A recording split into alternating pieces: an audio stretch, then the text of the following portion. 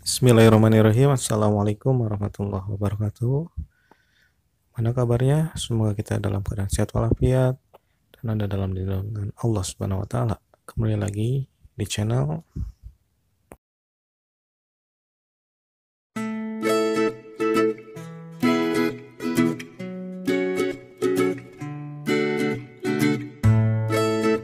bagi yang baru gabung, jangan lupa klik subscribe agar channel ini bisa lebih maju dan berkembang dan bermanfaat bagi orang lain. Oke, tanpa berlama-lama, kita masuk aja ke materi. Yang pertama, pengertian iman kepada Rasul. Beriman kepada Rasul mengandung maksud meyakini dengan sepenuh hati bahwa Allah telah mengutus para Rasulnya untuk menyampaikan wahyu kepada umatnya.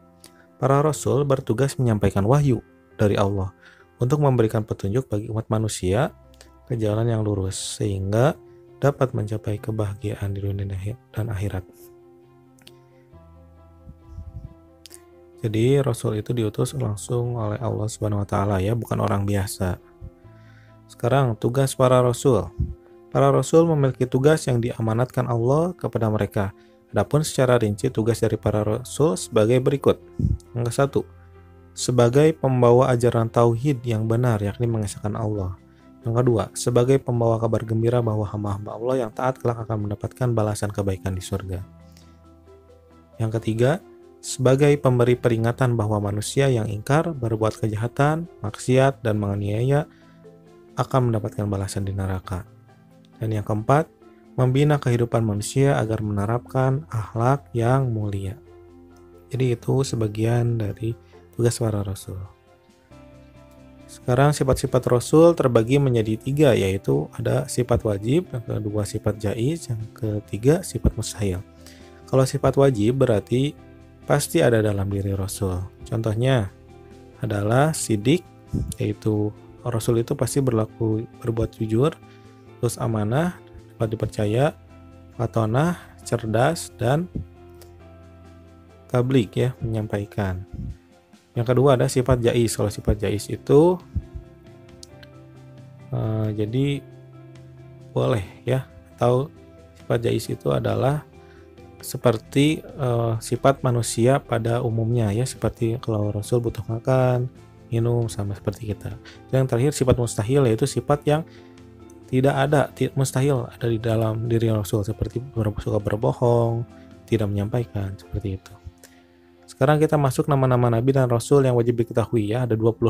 Yang pertama itu di sini yaitu adalah Nabi Adam alaihi salam. Nabi Adam alaihi salam adalah manusia pertama yang diciptakan Allah. Beliau adalah cikal bakal dari seluruh umat manusia yang ada di bumi. Nabi Adam diciptakan Allah dari tanah liat yang kering dan yang berasal dari lumpur hitam. Yang kedua ada Nabi Idris alaihissalam. Nabi Idris alaihissalam adalah keturunan ke-6 dari Nabi Adam alaihissalam. Beliau merupakan manusia pertama dari keturunan Nabi Adam alaihissalam yang menjadi utusan Allah Subhanahu wa taala.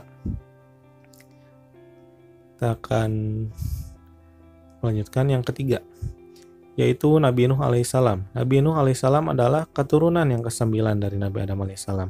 Beliau diutus kepada kaumnya yang bernama Bani Rasib, yang selalu mendustakan Allah dan menyembah berhala-berhala. Nabi Nuh diutus untuk berdakwah kepada kaumnya yang sudah jauh tersesat. Lalu yang keempat ada Nabi Hud alaihissalam. Nabi Hud alaihissalam berasal dari kaum Ad. Beliau keturunan bangsa Arab yang bertempat tinggal di bukit-bukit pasir. Mereka dikaruniai oleh Allah tanah yang subur dengan sumber-sumber airnya yang mengalir dari segala penjuru, sehingga memudahkan mereka menanam berbagai macam bahan makanan.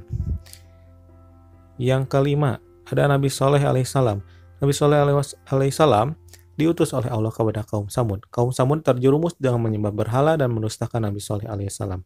Untuk meyakinkan umatnya, Nabi Saleh alaihissalam diberi mukjizat oleh Allah berupa seekor unta betina yang dikeluarkan dari celah batu dengan izin Allah Subhanahu wa taala.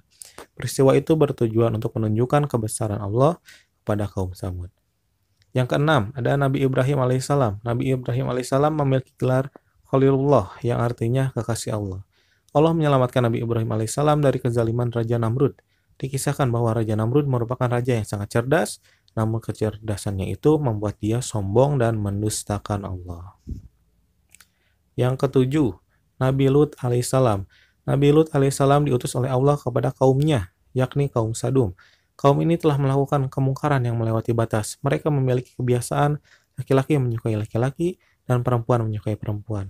Mereka senang melakukan kejahatan-kejahatan, perampokan, serta pembunuhan. Yang kedelapan, ada Nabi Ismail alaihissalam. Nabi Ismail alaihissalam adalah seorang yang sangat sabar, penyantun, serta berhati lembut.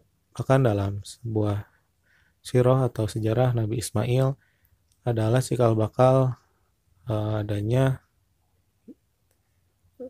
ini Idul Adha ya, pelaksanaan Idul Adha. Yang kesembilan, Nabi Ishak alaihissalam. Nabi Ishak alaihissalam dilahirkan di desa Habrun. Beliau mempunyai putra Al-Ais dan Nabi Yakub alaihissalam. Beliau melanjutkan risalah agama yang dibawa oleh bapaknya, yaitu Nabi Ibrahim alaihissalam. Nabi Ishak dikenal dengan sifat ramah dan pandai hingga umatnya merasa senang, rukun, dan diberi kemakmuran yang berlimpah ruah oleh Allah Subhanahu wa Ta'ala. Lalu yang terakhir di bagian 1 yaitu Nabi Yakub alaihissalam. Nabi Yakub alaihissalam adalah putra dari Nabi Ishak alaihissalam. Dengan demikian, beliau sekaligus menjadi cucu Nabi Ibrahim alaihissalam. Di dalam Al-Quran, nama beliau sering disandingkan dengan Nabi Ibrahim alaihissalam. Oke, sekian materi kelas 8 tentang Rasul bagian 1.